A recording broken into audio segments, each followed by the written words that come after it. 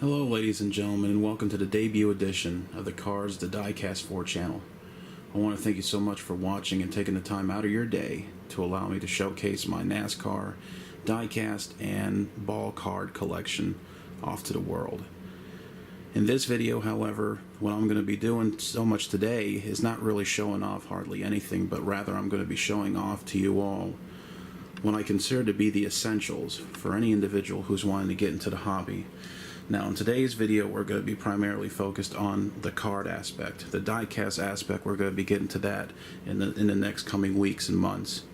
But for now, we're going to really focus on the card aspect. If you're really starting to get into the hobby right now, you're kind of coming in at a bad time unless you're just a rich kid or a rich adult. The business has changed quite a bit. For example, let me show you. These are examples of 1989 Upper Deck baseball cards, and as you can see, there's nothing really fancy about any of these cards.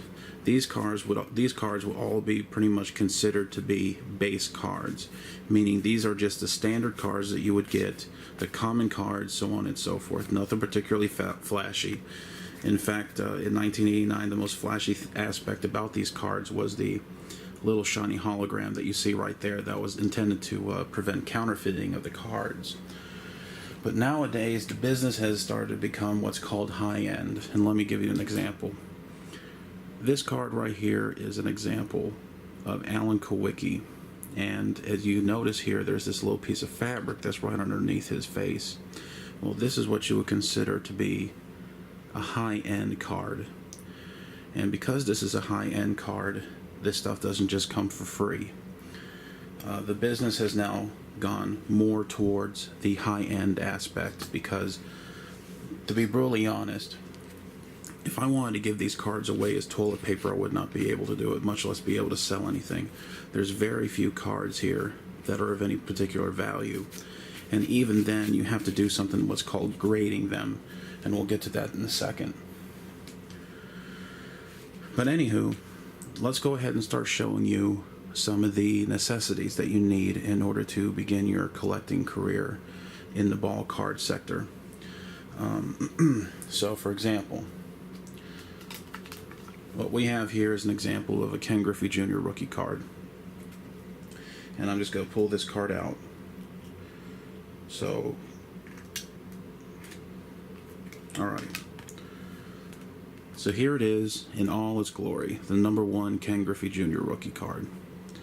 This is the one that right now, if you were to get this card graded at a Gem Mint 10, you'd probably be able to get about $400 for it. But right now, as you can see, it's just a bare card, nothing else, just a piece of cardboard with a picture on it.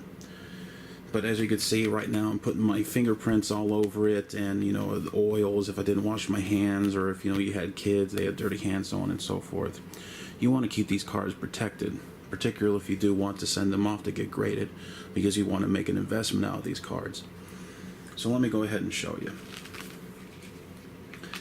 The easiest way to protect a card from getting your fingers all dirty and such like this, if you could see, is something called a card sleeve. Now, this is a soft piece of plastic that you can go ahead and just take your card and stick it in there and let slide in. And now the card is protected from dirty fingers and so on and so forth. But as you can see though, if I wanted to just tear this thing in half, there's really nothing that's stopping me from doing that. Well, this is where you start increasing your ability to protect the card. A lot of people will tend to go for the what's called top loaders, and this is an example of a top loader, a standard size top loader. And so what I like to do is, after putting the card into the soft sleeve, I'll go and I will slide the card into the top loader, and then once I push it down as far as I could put it, I'll kind of give it a couple taps, just a couple soft taps, until the card gets flush and the soft plastic gets flush with the top here. And then there you go. Now the card has a lot more protection. It's not impervious, but it does have a lot more protection. Now there's some other things that you can do. You could put them in what's called these or I don't know exactly what it's called, but in the hard case, where it's like is these two pieces of very hard plastic that you could see through, that you actually screw in so that the thing doesn't get lost or wiggle out, because even though this is now in a top loader and you could kind of move it around a little bit, the stuff could still fly right out if this is actually too loose, and it could cause the card to get damaged and whatnot and decrease the value of the card. And so some people will tend to do that, but then some people will also tend to go ahead and get their card graded, as I said, in order to get it produced into a nice protective cover like this. This is an example of a graded card. And if you're wanting to get yourself into the business of investment, this is almost a requirement for you to get. Now, as you see here, this is Dale Earnhardt's rookie card. And in particular, take a notice here when you look at the top label where it says PSA. It says 1988 Max Charlotte Dale Earnhardt promo. But what's important is that you see where it says GEMNT or MT and then a number 10 below it. What that means is that this is a Gem Mint 10. This is about as good as a card can get. And when PSA grades these cards, or Beckett, stay away from a company called BCCG. It is a Beckett subsidiary, but it's really cheap.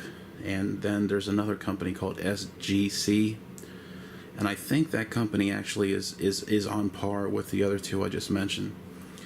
But in particular, the PSA company is really the top of the line, if you will, and it tends to sell the best if it was to get a Gem Mint 10. But I'll elaborate a little bit more on grading and things like that. But right now, let's go ahead and go back to the point of card protection. Now, if you take a gander, if you will, at the album that you see right there,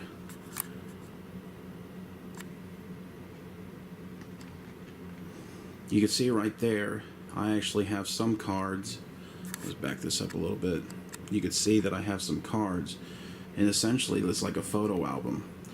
Well, it pretty much is. And what that thing does is it allows you to store multiple cards on what's called a card sheet,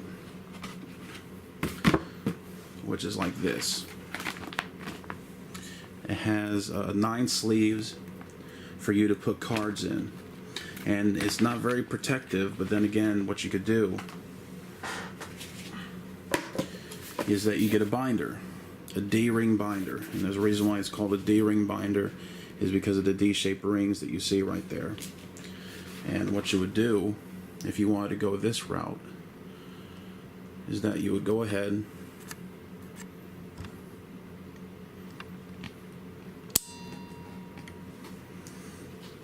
take your binder, pop the rings out, and then you would take your sheet and then you would put it into the binder, and then you would close it,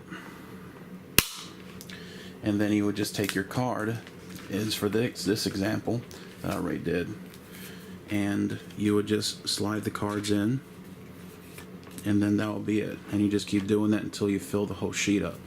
Now, if you're running out of sheets, it is possible for you to go and put another card right behind it, and it should relatively be safe. However, usually I like to keep them only one card per sleeve. The only reason why you would want to keep 2 of them, if you're really concerned, is over here with the top 3, where it's closest to being exposed. Sometimes if you were to store the cards upside down like this, the cards could sometimes fall out, and you don't want that to happen. So always load your cards when it's on its back, or when it's on its back, or when it's standing upright. So you have your sheets there. We've gone over top loaders, and we've gone over the difference in base cards and how the business is starting to go to in terms of memorabilia cards, high-end cards. So now let's go ahead and go back to just a couple more ways that you could store your cards. Here's another example what you can do. This is a set of 1988 Max race cards, and as you can see here, they're all put together in this nice little card box, if you will, and there's about 100 cards in this deal, and it's pretty much full. so you don't want to go beyond 100 cards. But you could just put 100 cards, whether it's good cards, bad cards, doesn't matter, and you could put a bunch of them in all together like this. Great for storage and things like this. Just make sure you're just not doing the shakes with it, because you could even bend it while it's in there, especially if it's high value cards. There's also these like rectangular cardboard boxes that fold up, and you could close them. That's great if you're trying to collect big complete sets without having to deal with this or anything else, because once you pack them all in there, there's no more space. You could just close the deal, and it should be pretty safe from being bent around. But okay, let's see what else that you need. Grading. This is an example. This is what you call semi-rigid card holders. And if you're going to go and send a card off to get graded, PSA, I know, and Beckett, I think, do recommend that you send cards in these type of covers, because top loaders could sometimes get really tight, and it's very hard for the people to pull these things out, and sometimes it could get damaged just by the grader trying to pull the card out. Now, the truth is, though, this is actually pretty hard to get stuff into as well, and so the only thing I could tell you to give you an example of how dangerous this actually could be, if you choose to send your cards out to the graders this way. Now, they do recommend this, however, let me get a new one so I could show you. Alright, if you were to get one right out of the box, just like I did just there, you try to put a card in, it's going to be difficult. It is going to be real difficult to get. As you can see, I can't even get this thing to go in, and I've been chewing up the edge right there. So if this was a card that I wanted to try to get a Gem Mint 10 out of, I just ruined it because I'm trying to get it in this deal here. The only thing I could really tell you that could help you a little bit is that maybe, it's particularly if it's warm, if it's winter and you got some heaters going on. I'm not saying put this in the heater or anything else, but maybe you could leave these out in the sun for a little bit so they could get a little bit warm. And then what you could do is get a junky card that has no value, no nothing to it. And you could take it, and first off you get the thing open so that it could start breaking loose, if you will. You want to hear all that crinking and crackling and everything else. And then once you get all that out of the way, you could take your junky card, and then you could kind of loosen the thing up, if you will. I'll just go in there like this and really, really loosen the thing up and kind of get it warm even as well at the same time, so that when the time comes, once you feel ready, like right now, this is starting to feel a little bit soft to put something in. Hurry up, get your card, and let's say this is the card you want to get graded. And now, as you see, it's a little bit easier to push in there. And so that kind of puts it in there without it getting in too much trouble. But then again, only push it down as far as it wants to go. Don't try to push it down any further, because if you try to push it down any further, you're going to risk bending it by putting your finger too much into it, and you're just going to bend a thing. But that's my trick, if you will, to try to get these things in here, because PSA does recommend that you send their cards over there. And I'm going to make a video, because I got a couple cards I'm going to send up to PSA to go get graded. And when that time comes, I'll make a video on that, and we'll be including this deal here. Alright, so now you know about how to protect your cards and protect your investment. But finally, I'm going to give you a tip that very little people actually probably would give you. And that tip is insurance. You have to have insurance if you're getting involved in the business of getting high-end cards. Now, this isn't the highest end card. This is NASCAR. NASCAR doesn't have a whole lot of high-end cards. But let's say that this was here. This is a Gem Mint 10 for Dale Earnhardt. This could probably go in the market for $300, $400, if you will, maybe even more. But let's say this was a Michael Jordan Gem Mint 10. This could easily then go sell for $30,000. That would be an astronomical amount of money. And The thing is, though, I don't own a home, but I do have renter's insurance. And when I was doing the calculator to evaluate how much value I have in my possessions, I made sure I included the perceived amount, if you will, of the cars that I have. And I made sure that I have enough renter's insurance. So in the event there is a burglary, or in the event there is a fire, my cars are protected. Now, if you're just in it, just every now and then maybe buying a couple packs and you don't really have a whole lot of stuff, obviously you don't really have to care too much. But if you're getting into the high-end stuff, if you're getting into valuable stuff here, get yourself some insurance. We insure our health, we insure our life, we insure our cars. You need to insure your possessions as well. So make sure you get yourself in some insurance if you're going to get yourself involved in high-end hobby dealing. Okay, so finally, going back to memorabilia cards. You notice, here, let me get another one. You notice here that this card's very thin, but then you notice that this card's a little bit thicker. Well,